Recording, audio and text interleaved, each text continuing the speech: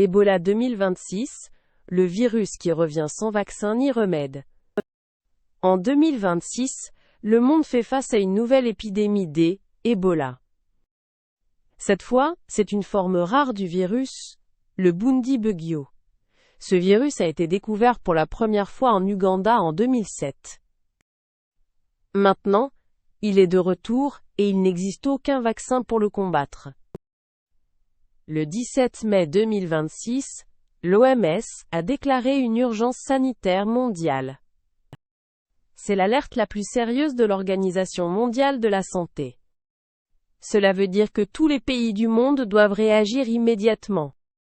Les symptômes sont la fièvre, la fatigue intense, et des saignements internes. C'est une maladie terrifiante et très sérieuse. L'épidémie a commencé dans une zone minière du Congo.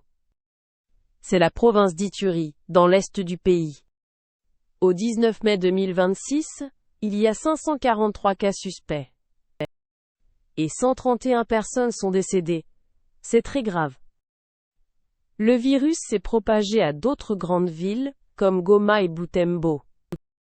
Il a aussi atteint Kampala, la capitale de l'Ouganda. Des personnes ont voyagé depuis le Congo et ont transporté le virus. Un citoyen américain a été infecté pendant son travail au Congo. Il a été transféré en Allemagne pour recevoir des soins spécialisés. Ce cas montre que, l'épidémie peut atteindre n'importe quel pays du monde. Le virus Bundibugyo tue entre 30 et 50 personnes sur 100. C'est beaucoup plus dangereux que la grippe. Et il n'existe pas de vaccin ni de traitement approuvé, c'est le grand problème. Les chercheurs du monde entier travaillent en urgence pour trouver un remède. Ebola se transmet par contact direct avec le sang ou les fluides du malade. Il ne se transmet pas dans l'air, ce n'est pas comme le Covid. Mais dans des régions avec peu d'hôpitaux, il se propage très vite. Les équipes médicales travaillent sans arrêt pour aider les malades.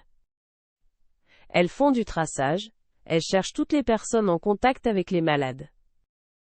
La communauté internationale envoie de l'aide d'urgence.